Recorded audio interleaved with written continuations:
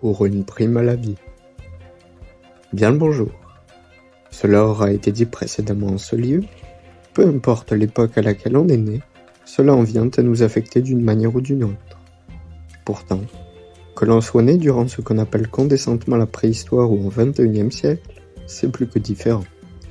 L'on ne bénéficie alors pas du même patrimoine humain, culturel et génétique, appartenant fondamentalement aux collectivités, plurielles, plutôt qu'à l'individu ou aux entreprises. Néanmoins, certains, majoritairement des hommes, en viennent à posséder des moyens, dont un en particulier, l'argent, associé à la réussite, pourrait-on rajouter unique derrière. Cet objet, toutefois, permettant d'accéder à une plus grande forme de liberté qui, si l'on ne se méfie pas, peut conduire à la dépendance et l'asservissement, mériterait d'être redistribué parmi les masses, qui ainsi auront une plus grande prise sur leur vie, enlevant une charge mentale monumentale des épaules de la population et pouvant de surcroît réellement décider de manière éclairée, avec un maximum de possibilités. Comme le disait Isaac Newton, que je citais déjà, je n'aurais jamais vu aussi loin si je n'étais pas assis sur les épaules de géants, en mentionnant de brillants scientifiques qui vécurent avant lui. Étant donné qu'à notre naissance, on vit au monde avec des inventions déjà existantes, mais que celles-ci sont à présent détenues par des instances privées, à but lucratif, ce n'est donc pas toute l'humanité qui en profite, mais une poignée que l'on nomme oligopole. Pourtant, tout le monde devrait être capable d'en bénéficier, et cela commence par les besoins primaires, comme le fait d'avoir un toit au-dessus de sa tête ou dormir au chaud, se nourrir et s'hydrater. Toutefois, qui est capable d'accéder à un logement décent sans avoir à y verser une large part de ses revenus? Qui peut avoir les moyens d'accéder à la propriété en 2023? En soi, exiger une prime à la vie, cela reviendra à remettre profondément en question cette notion de propriété privée, qui ne profite qu'à une frange minime de la population. Un de ces objectifs, malgré les arguments qui pourront être brandis contre, dénonçant le travail qui ne sera visiblement jamais remis en question par l'élite capitaliste, cet objectif, c'est de permettre aux collectivités humaines de s'épanouir qui, inévitablement, se reconnecteront à elles-mêmes et la nature. Cela aura été mentionné. Nous sommes en 2023.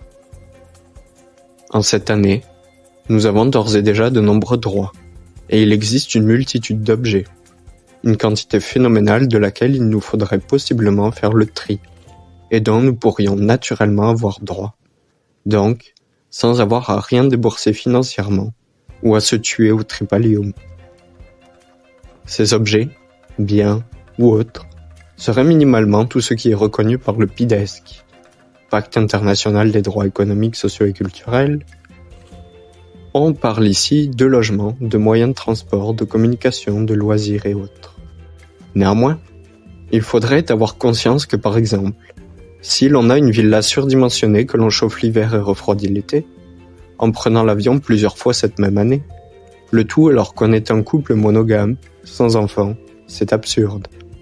Sans brimer les libertés individuelles ou collectives, il s'agirait de reconnaître que des limites existent, autant pour les espèces que sur la planète qu'elles habitent pour un temps infime. Il faudrait également reconnaître qu'en un temps ridiculement court, l'humain, avec une élite le plus souvent empathique à sa tête au sein d'un système pyramidal, cette élite nous aura mis dans le pétrin d'un point de vue écologique, économique et social. Il est temps de prendre réellement le pouvoir sur nos vies, et cela commence par les moyens financiers qui, bien utilisés, déployés, permettent la liberté.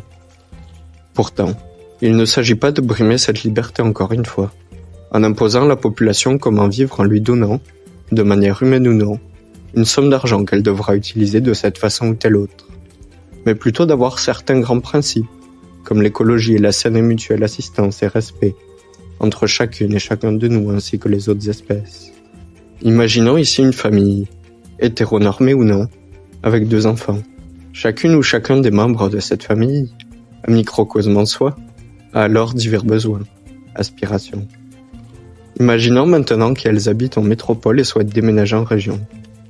La présence ou non d'une prime à la vie influence ici le choix de cette famille. En bout de ligne, la famille choisira la région X pour son bien-être et celui des autres. Disons qu'auparavant la famille était locataire d'un 3,5 et qu'elle entendit parler de la région X et ses services, sa communauté et sa nature attrayante. Le tout à travers une rubrique, site web ou autre.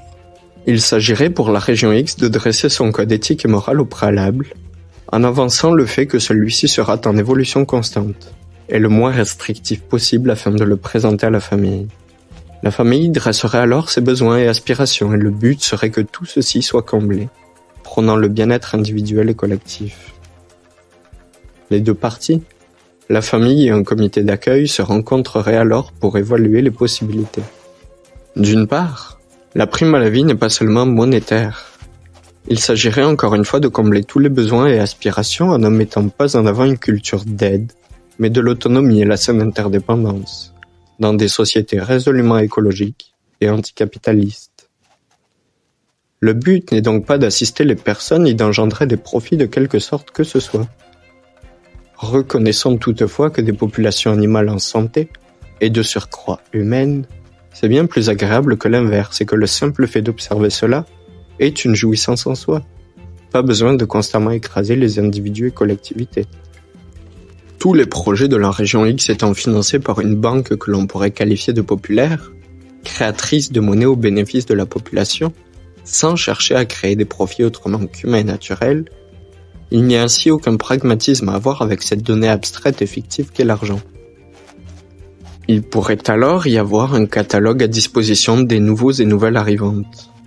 Dans ce catalogue, une fois la première prise de contact faite avec le comité d'accueil, servant à déterminer la disponibilité en région et les besoins et aspirations de chacun, on y trouverait, dans ce catalogue, différents modèles de maisons, toutes autosuffisantes d'un point de vue énergétique, et toujours construites avec des matériaux sains et viables, avec une terre pour y faire un jardin, se ressourcer, etc.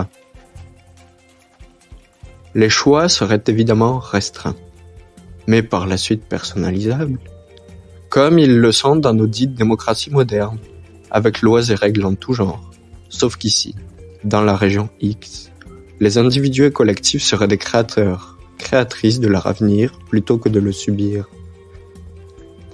Oui, au départ, elles auront à choisir peut-être entre 15 modèles de maisons différentes, plus ou moins à proximité d'une communauté et ses services.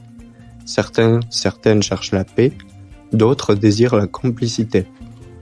Il s'agit d'être des personnes humaines, telles que nous le sommes, en laissant le plus de liberté possible, car l'émancipation reste le but premier. Par contre, il faudrait reconnaître que la société moderne a créé de faux besoins, comme par exemple les pick-up, etc.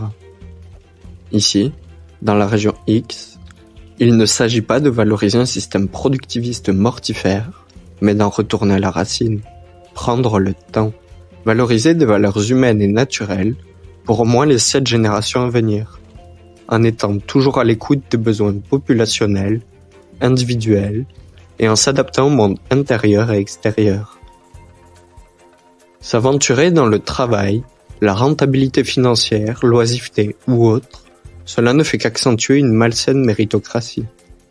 Si monsieur un tel ou madame, mademoiselle une telle a besoin d'1 an ou plus pour se ressourcer en dehors de la communauté, sans y contribuer directement, alors qu'il en soit ainsi.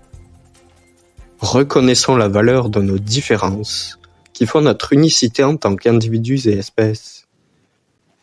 Une autre vidéo sera diffusée prochainement sur le même thème, abordant davantage les technicalités propres à une prime à la vie. D'ici là, n'hésitez pas à nous écrire pour nous suggérer vos idées, avancées ou autres, afin que nous évoluions vers un avenir radieux. Merci et à la prochaine.